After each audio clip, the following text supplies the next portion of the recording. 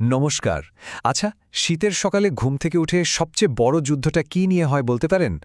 আমার তো মনে হয় অনেকেই এক কথায় মেনে নেবেন, ওই ঠান্ডা জলে স্নান করাটা। তো আজ আমরা ঠিক এই ব্যাপারটাকে নিয়েই একটা দারুণ মজার গল্পের একেবারে ভেতরে ঢুকে যাব। আর দেখব শেষ পর্যন্ত এই লড়াইয়ে জেতেটাকে। শীতকালে এই প্রশ্নটা কিন্তু কমবেশি আমাদের সবার মাথাতেই ঘোরে, তাই না? মানে স্নানটাকে পাশ কাটানোর জন্য আমরা যে কত রকমের অজুহাত তৈরি করি। তো আজকের গল্পে আমরা ঠিক এটাই দেখব, যে আমাদের গল্পের নায়ক এই স্নান এড়ানোর জন্য কতটা ক্রিয়েটিভ হতে পারে। চলুন তাহলে আর দেরি না করে ওর কাণ্ডকারখানাগুলো একটু দেখে নেওয়া যাক। তো এই গল্পের শুরুতেই আমরা দেখা পাচ্ছি দুজন মানুষের, হাল্ক আর সখিনা। আর তাদের মধ্যে চলছে এক দারুণ মজার লড়াই, যার কারণ হলো ওই একটাই, ঠান্ডা জলে স্নান করার ঝামেলা। দেখুন, আমাদের গল্পের নায়ক হাল্ক কিন্তু একদম শুরুতেই তার মতলবটা পরিষ্কার করে দিয়েছে। সে সাফ জানিয়ে দিয়েছে যাই হয়ে যাক স্নান সে করবে না। আর তার এই একরোখা মনোভাব থেকেই কিন্তু গল্পের আসল মজাটা শুরু হয়। আর অন্যদিকে আছে সখিনা, বেচারের অবস্থা একেবারে যাকে বলে কাহেল। হালকের এই গোয়ার তুমি দেখে সে পুরোপুরি বিরক্ত আর হতাশ, আর তার এই বিরক্তিটাই কিন্তু গল্পটাকে আরও জমিয়ে দিচ্ছে। সখিনার এই কথাটা শুনলেই বোঝা যায় যে তার মেজাজটা ঠিক কোন পর্যায়ে পৌঁছে গেছে। ভাবুন একবার, স্নানের মতো একটা সাধারণ সাংসারিক ব্যাপার নিয়ে কি ভীষণ নাটকীয় পরিস্থিতি তৈরি হতে পারে, এই একটা লাইনই কিন্তু তার প্রমাণ। কিন্তু আমাদের হালকও কম যায় না। তার মাথায়ও দারুণ বুদ্ধি।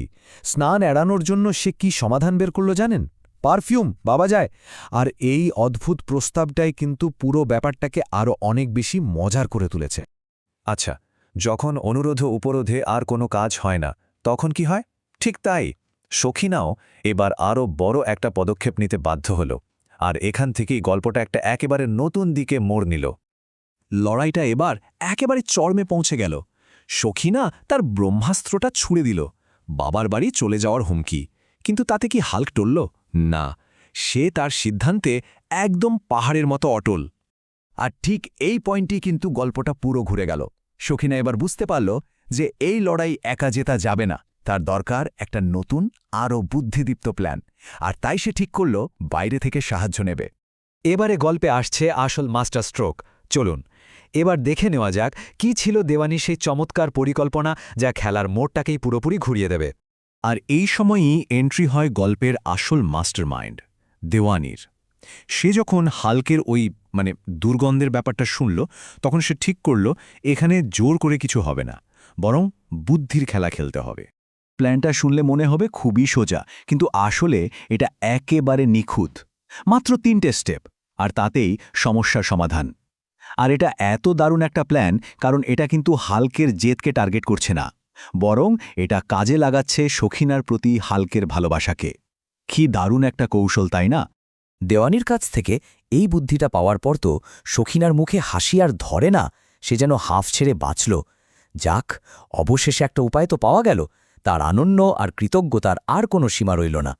তো এখন সেই মুহূর্ত এসে গেছে যখন প্ল্যানটাকে কাজে লাগানোর পালা। চলুন দেখি এই প্ল্যানের ফলাফলটা কতটা নাটকীয় হতে চলেছে। ব্যাস, প্ল্যান অনুযায়ী প্রথম ধাপটা শুরু হয়ে গেল। একজন খবর নিয়ে সোজা হাল্কের দিকে দৌড় দিল, আর সবার তখন চরম টেনশন। হাল্ক এবার কি করবে? প্ল্যানটা কি কাজ করবে? আর এই তো সেই মোমেন্ট। ঠান্ডার কথা 1 সেকেন্ডের জন্য ভাবল না সে। সখিনার হিরো হওয়ার জন্য হাল্ক এক ছুটে গেল আর সোজা গিয়ে ফাঁদে পা দিল। নিজের সখিনাকে বাঁচানোর জন্য সে দিল পুকুরে ঝাঁপ। আর তার সাথেই কিন্তু কাজটা হয়ে গেল, স্নান কমপ্লিট। আর সবশেষে শুনুন সখিনার এই বিজয়ীর মতো ঘোষণা। সে একদিকে যেমন নিজের জয়টা সেলিব্রেট করছে, তেমনি অন্যদিকে তার শক্তিশালী আর এখন অবশ্যই পরিষ্কার পরিচ্ছন্ন হালকে নিয়ে বেশ গর্ববোধ করছে। তো এই হাসির গল্পটার একেবারে শেষে এসে চলুন আমরা এর পেছনের মূল ভাবনাটা নিয়ে একটু কথা বলি। এটা ছিল মূল ভিডিও নির্মাতার তরফ থেকে দর্শকদের জন্য একটা বার্তা। আমরা অবশ্যই আমাদের এই আলোচনাকে মূল কন্টেন্ট থেকে আলাদা রাখছি, কিন্তু তাদের এই আবেদনটা উল্লেখ করাও তো দরকার, তাই না? আচ্ছা, এই মজার গল্পটা শেষ করার আগে একটা প্রশ্ন কিন্তু ভাবা যেতেই পারে। সখিনার এই যে এত চালাকির একটা প্ল্যান, যেটা শুরু হয়েছিল চরম বিরক্তি থেকে, তার গভীরে কোথাও কি হাল্কের জন্য ভালোবাসাও লুকিয়েছিল না? মানে একটা নিখুঁত পরিকল্পনাও কি ভালোবাসা প্রকাশের একটা উপায় হতে পারে? এই ভাবনাটাই না হয় সবার জন্য রেখে গেলাম।